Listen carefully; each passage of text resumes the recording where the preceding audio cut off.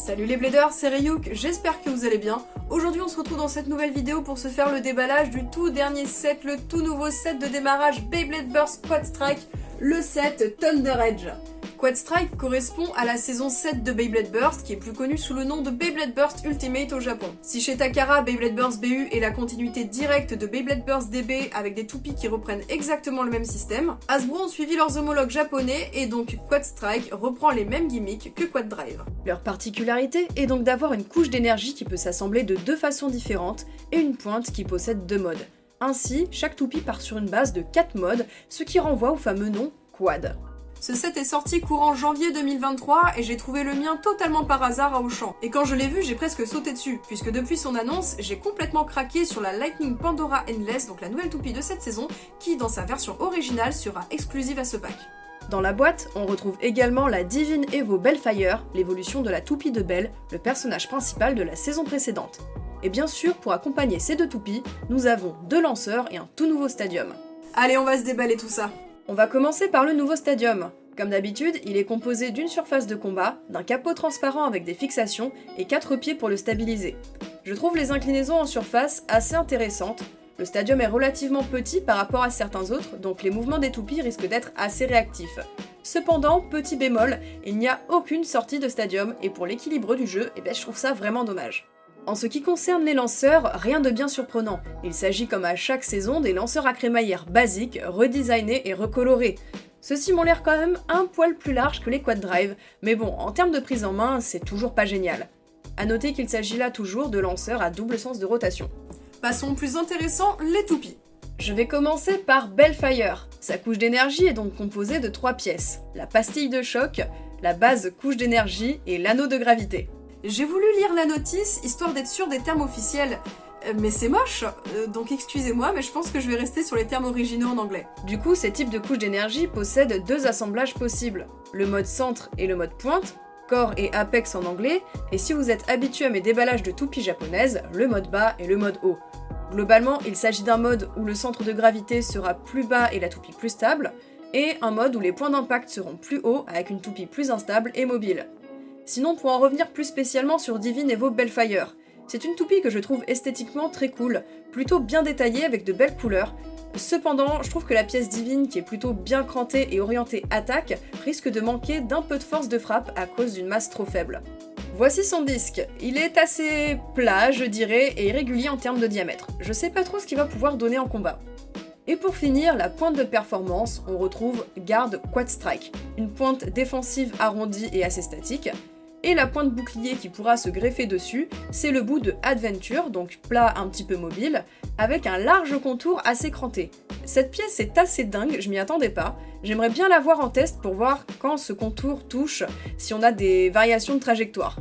Voilà ce que donne cette Bellfire une fois montée. Cette pointe bouclier lui donne vraiment un physique très particulier, j'aime beaucoup. Passons maintenant à ma toupie coup de cœur, la Lightning Pandora. Je trouve sa couche d'énergie absolument sublime. Que ce soit sa forme ou ses couleurs, c'est quelque chose qu'on n'a jamais vu sous Beyblade Burst. Techniquement, elle est assez épaisse et ronde, de type endurance, et si le trailer de l'animé ne nous a pas menti, cette toupie devrait normalement appartenir à une bladeuse féminine du nom de Quadra.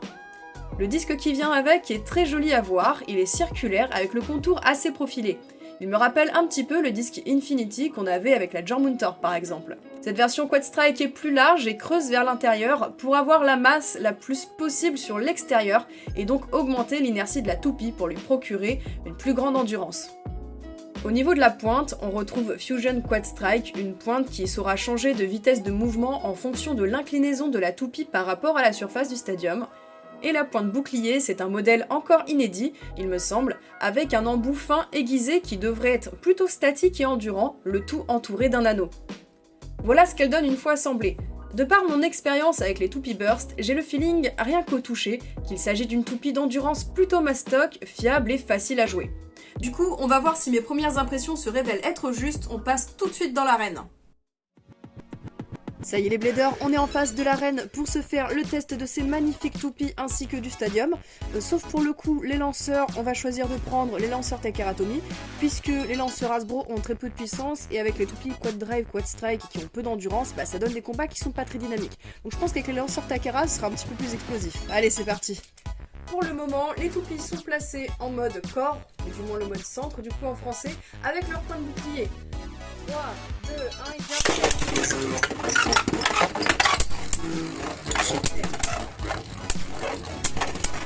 alors Bélial est très rapide, elle saute bien, elle donne des très violents coups à Pandora, mais Pandora ne bronche pas du tout. 3, 2, 1 et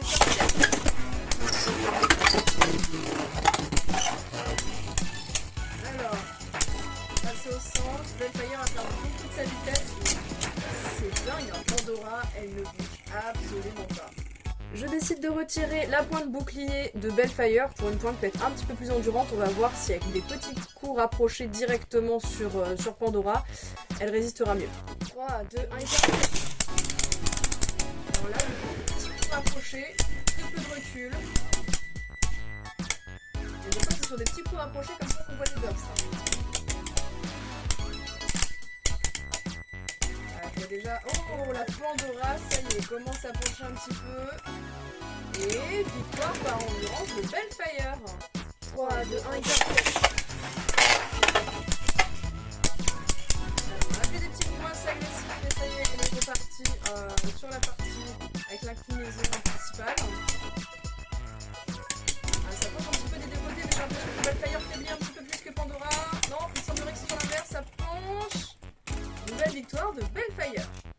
Alors du coup, on a changé les modes des toupies, Bellfire ainsi que Pandora en mode haut et sans leur point de bouclier. Allez, go. 3, 2, 1 et 4. Ça bouge un petit peu plus déjà du côté de Pandora. Donc sa pointe est une pointe un petit peu plus agressive, une pointe de type équilibre qui change de mouvement en fonction de l'inclinaison du stadium. Donc c'est très intéressant avec les stadiums quad strike et quad drive qui sont faits pour ça. Bellfire de son côté garde un mouvement plus statique avec sa pointe haute, c'est très serré. Égalité, mais j'ai vu un petit chouillage, je sais pas pour Bellfire. On va dire égalité. 3, 2, 1 et 4. Allez, Pandora. Ouh, cette fois-ci, c'est la Pandora qui a envoyé sur l'extérieur la Bellfire. On n'a pas eu un seul burst depuis le début là. Victoire de Pandora. Alors je sais pas ce que ça va donner, c'est peut-être une dinguerie ou peut-être pas, mais en tout cas là ça va être beaucoup plus rapide. J'essaie d'aller chercher le burst, on va voir. 3, 2, 1 et 4.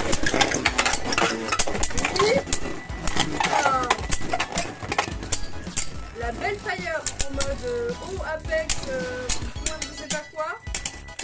Là elle a volé littéralement par-dessus le stadium. Allez, je repasse ma Bellfire en mode corps, mode centre, voilà. Avec sa pointe bouclier, j'essaie d'aller chercher le burst sur cette Pandora. 3, 2, 1, 4. Allez, voilà. Voilà ce coup. Oh, les toupies, elles ont beaucoup penché, là. Et victoire de Bellfire, pas par un burst, mais victoire quand même. 3, 2, 1, 4. Allez, Bellfire, tac. J'ai envoyé la Pandora sur l'extérieur, mais j'ai l'impression qu'elle a juste tapé le mur. Au final, c'est Bellfire qui a plus perdu d'endurance. Je crois qu'on n'aura vraiment pas de burst dans cette vidéo. 3, 2, 1, et peut-être. Voilà, la Bellfire est passée en dessous de la Pandora, là, clairement. Oh, ce hit, il ne peut plus y avoir un burst. Donc, franchement, la Pandora, toupie d'endurance, mais excellente en défense également. Bon, il est à présent temps de conclure sur ces deux toupies et ce set.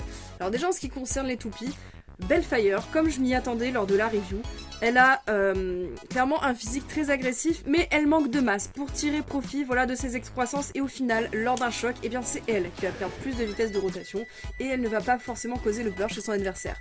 Pandora, toupie très mastox dans sa construction, très lisse, donc avec une construction très typée endurance mais aussi défensive, et en plus elle a une capacité à, je trouve, déjà à ne pas perdre trop de vitesse de rotation quand elle se prend un grand coup, un mur ou lors d'un déséquilibre, mais en plus de ça je trouve qu'elle résiste beaucoup au burst. Donc voilà, très bonne toupie, je suis encore plus contente de cette toupie qui était pour moi un coup de cœur. En ce qui concerne le reste du set, alors vous l'avez vu, on n'a pas joué avec les lanceurs Hasbro, c'est bien parce que en fait dès les premiers lancers, et ça arrive malheureusement même sur des lanceurs neufs, les lanceurs craquent, donc on sent que l'engrenage déraille et que malheureusement on n'a pas la vitesse de rotation escomptée, d'autant plus que leur vitesse de base est très faible. Donc clairement, avec les lanceurs d'origine du set, on n'aurait pas eu les combats qu'on a eu là avec le stade, dans cette vidéo. Donc clairement c'est juste moi ce que je trouve dommage à chaque fois, c'est que Hasbro n'ont pas amélioré leur lanceur au fil de Beyblade Burst. Le stadium en lui-même est plutôt sympa.